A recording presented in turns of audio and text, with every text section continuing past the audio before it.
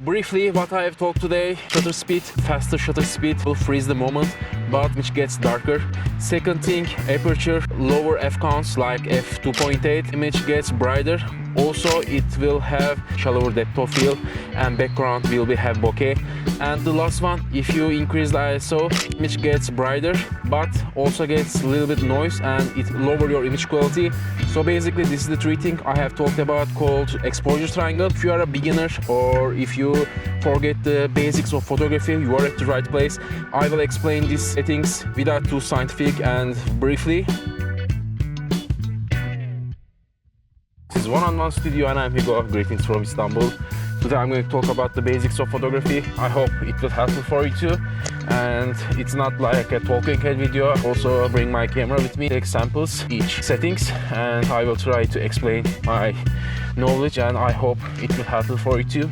I always shoot in RAW and I suggest you to do that because camera gathers much more data of the image and you can manipulate afterwards in Photoshop or any other photo editing software. Another thing, while I don't put it right now, but don't forget to put your camera strap. They are expensive equipments and you don't want to accidentally fall it down. And actually I am a bit nervous right now. Lens hood blocks artifacts from the sun and also somehow protects in front of the lens. Start with the exposure triangle. Exposure triangle contains three different settings. It's ISO, aperture and shutter speed. These three settings creates the foundation. Each of them is equally as important. ISO is sensitivity of the camera sensor, and if you increase the ISO, image getting much more exposed, and if you lower it, your image getting darker. There is a one downside of increasing the ISO. After a certain point, and this value is changing camera to camera, the image getting noisier, it will lose quality. If I can compensate light with shutter speed or aperture,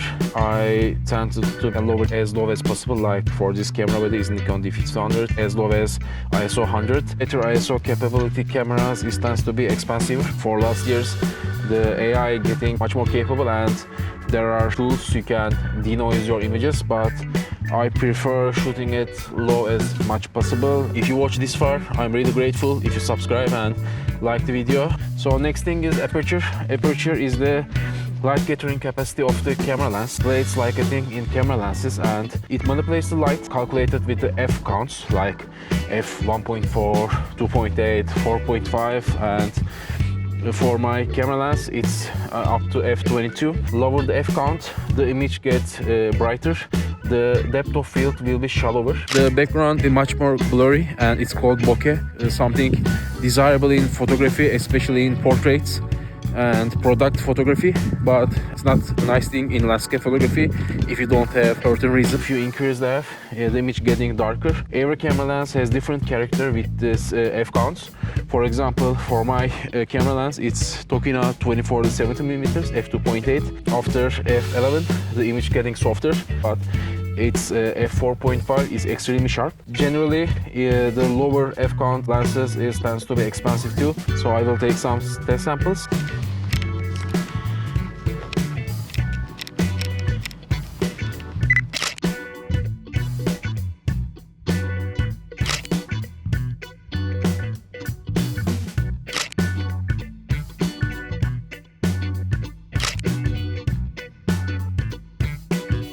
Last one is the shutter speed.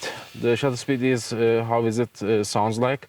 It's the duration of the shutter. Once you press the shutter button, image created. Faster shutter speed will freeze the moment, but image gets darker. The longer the shutter speed, the moving objects in the image get much more blurry. You can choose it, I don't know, 20 seconds, or you can choose it 2,000 of a second.